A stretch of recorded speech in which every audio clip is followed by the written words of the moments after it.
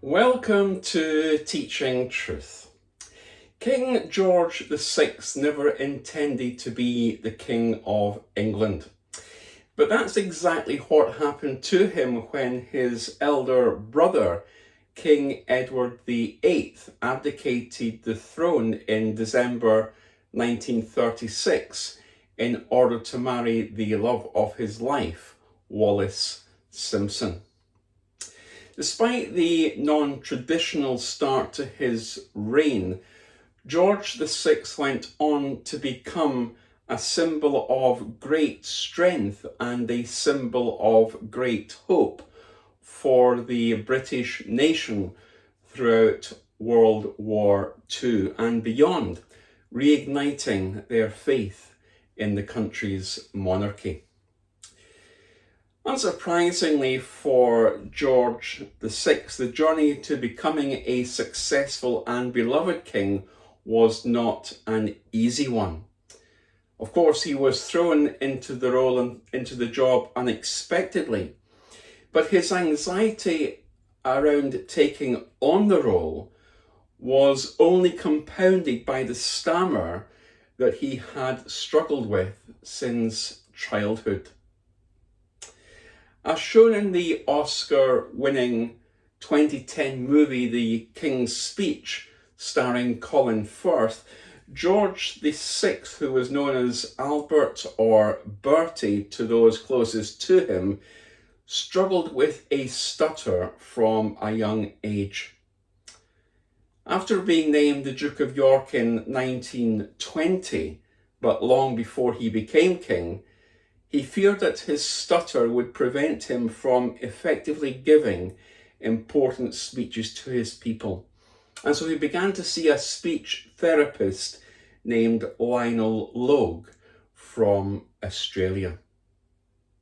Stuttering was a problem for King George VI.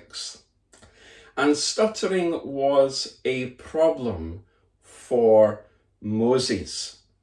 And not a problem that you would wish to have if you were being summoned not to Buckingham Palace, but to the palace of Egypt, as was the case in the case of Moses.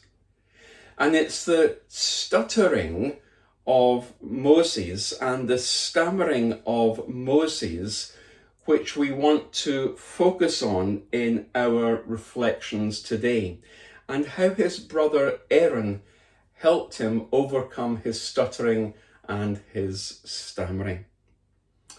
Now, although we don't know specifically the detail of what speech difficulty this prophet, this man of God, Moses actually had, Moses' own description of himself is that he had trouble speaking, and that God allowed his elder brother of 3 years, this 83-year-old brother Aaron, to speak for him, to act effectively as his mouthpiece.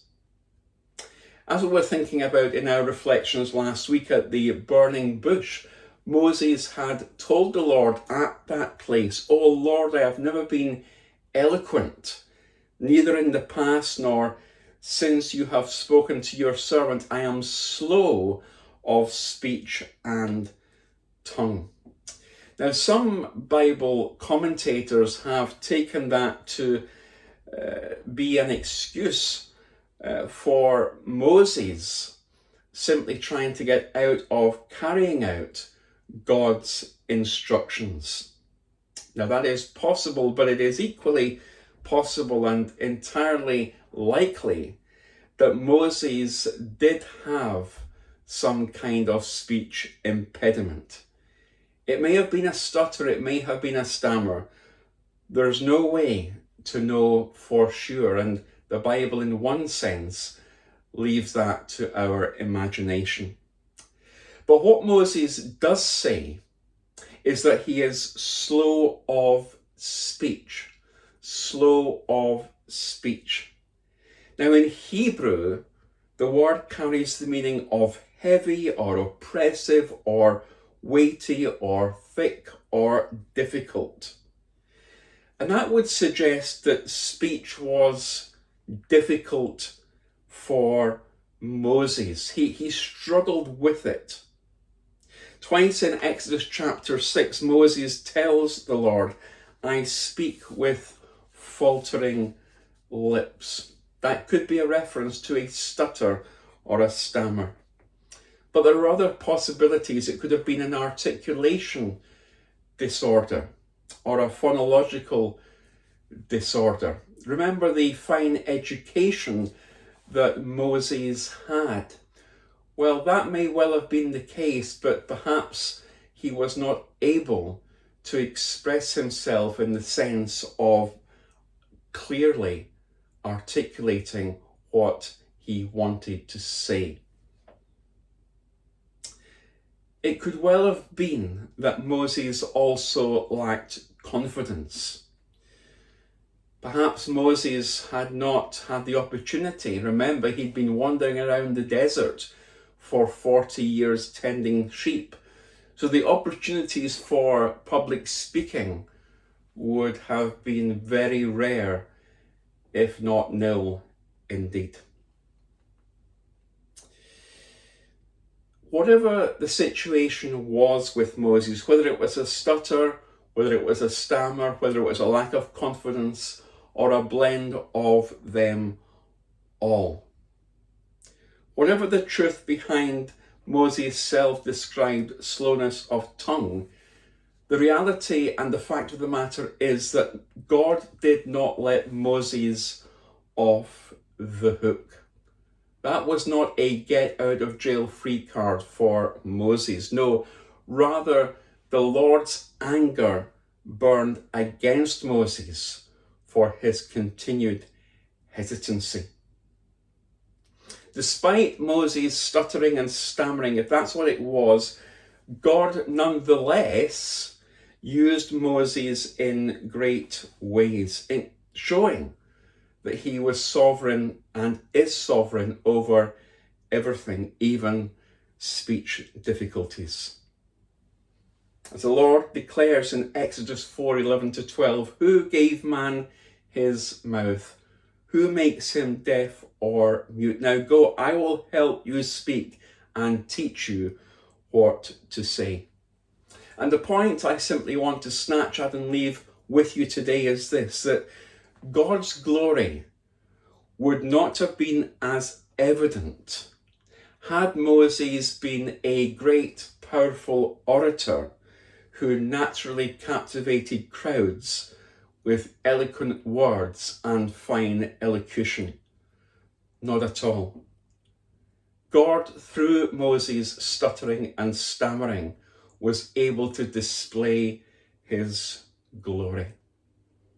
1 Corinthians 1:27. God chose the foolish things, the Moses people, of this world to shame the wise. God chose the weak things of this world. Moses, an ordinary shepherd, to shame the strong, the pharaohs. God can use any of our difficulties, our disabilities, even our speech impediments or setbacks for his glory and purpose. God was able to use Moses, notwithstanding his speech difficulties, his slowness of speech, his stammering and his stuttering. Got a stutter? Got a stammer? Scared of speaking? Well, the truth of God's word and for your encouragement today is this, that God can use you and I, as he did Moses, for his purposes in this, our generation, and as we encounter the pharaohs in our life.